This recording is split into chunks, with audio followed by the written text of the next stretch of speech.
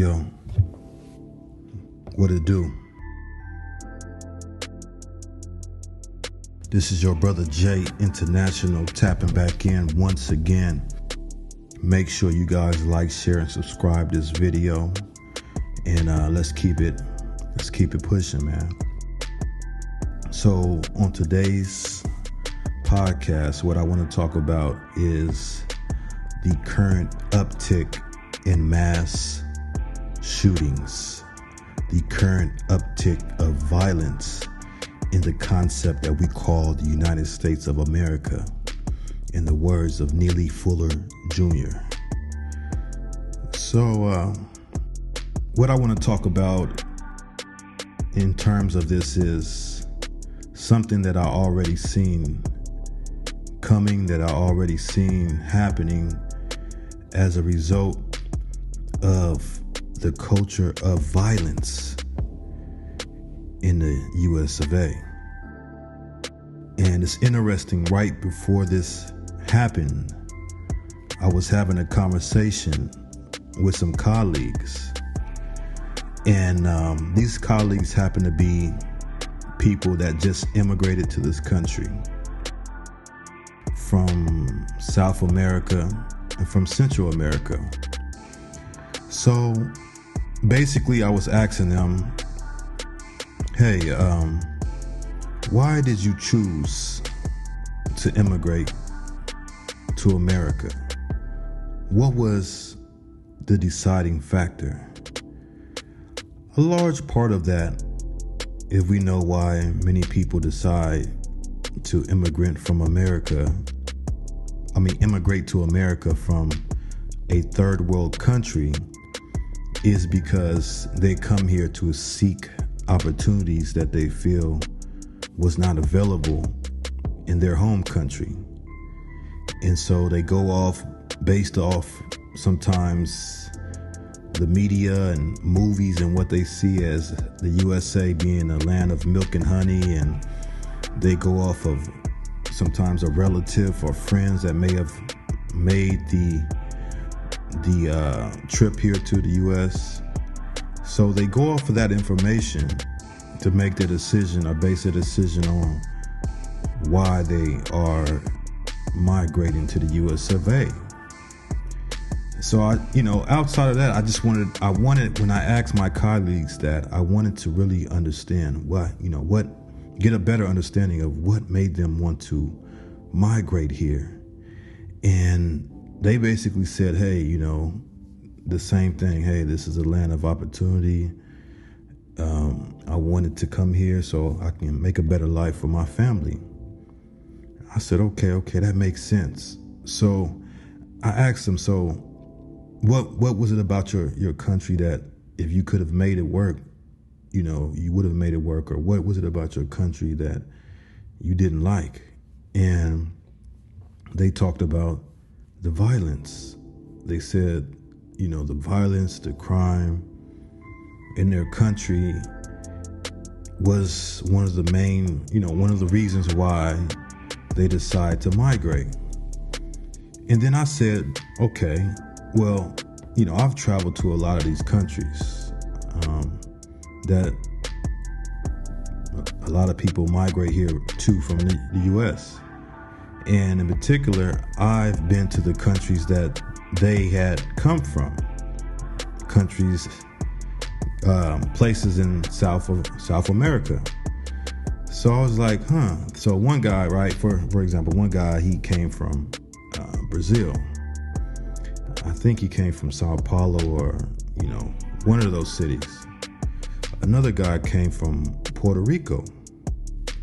And I'm like, okay, well, I've been to these places and I have to disagree on the violence that you say may exist there and how you feel it's more violent there than it is here.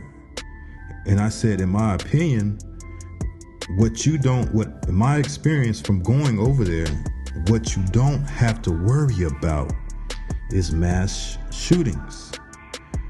You don't have to worry about the overabundance of weapons, because in those countries, it's against the law for the regular citizens to have weapons, and it's not as easy or accessible for the average citizen to get weapons as it is here in the United States. There, it's very hard. Usually it's either the police officers or the criminal element that has weapons, and those are very hard to get, let alone when it comes to the latter, the criminal element.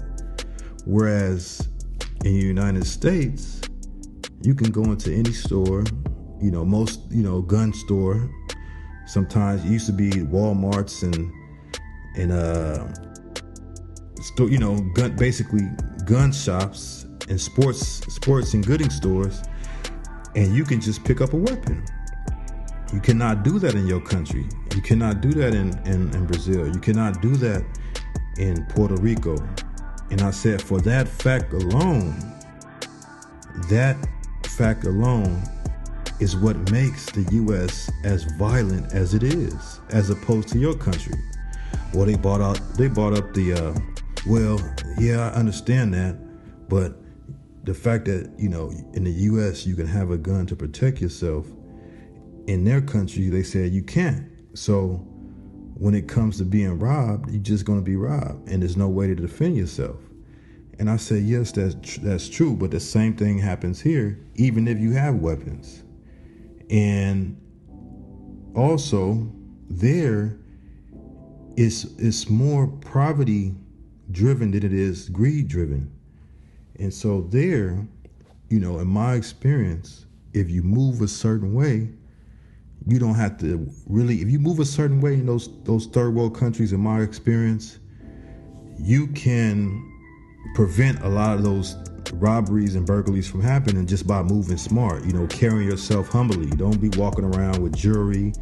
Don't be walking around with your expensive phone out. Dress like a local, try to blend in, and you can and only move in certain areas, and you could forestall a lot of those problems. Whereas here in the United States, I was explaining to them, it can happen anywhere, anytime. It doesn't matter.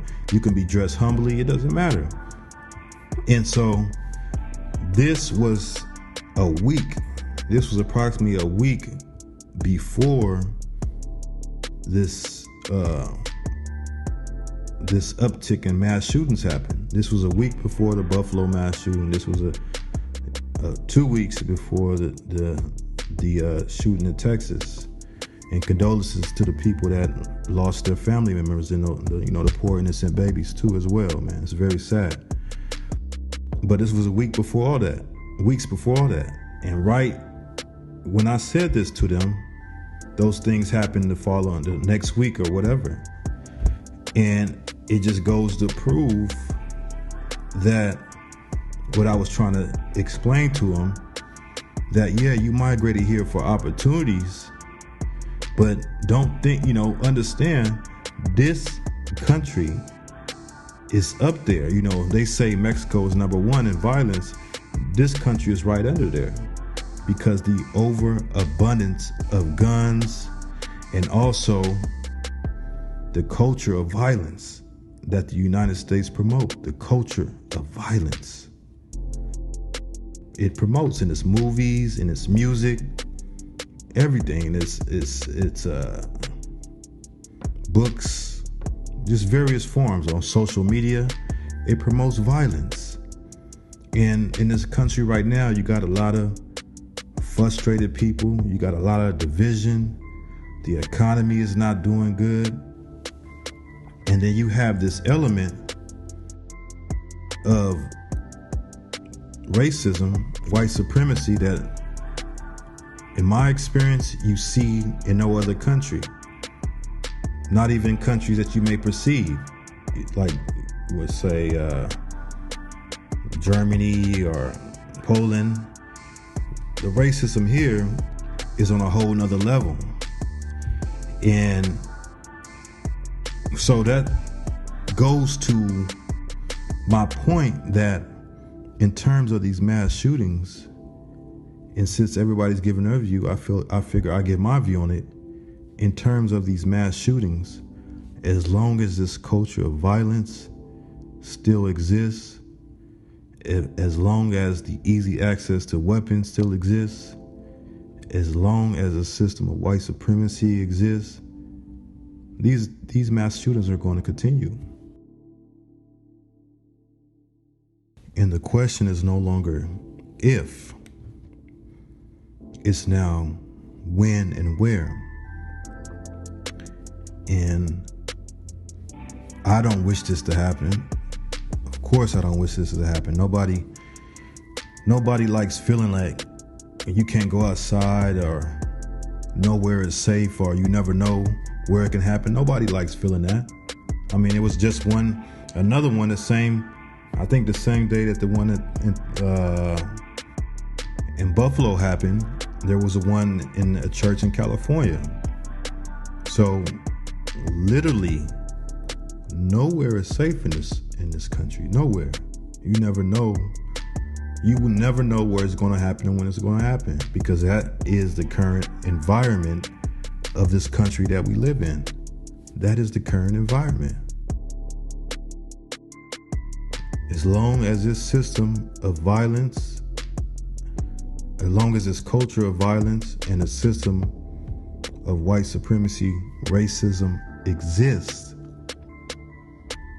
the mass shootings are going to continue until it's replaced with the system justice. Until it's replaced with a system of justice, as Neely Fuller Jr. has alluded to. That is the only thing that can bring about peace in this country and create universal man and universal woman. But as long as this system exists, this is going to continue. So that's my take on these mass shootings. With that being said, this is your brother Jay International. Make sure you like, share, and subscribe. I will holler at y'all later. Peace.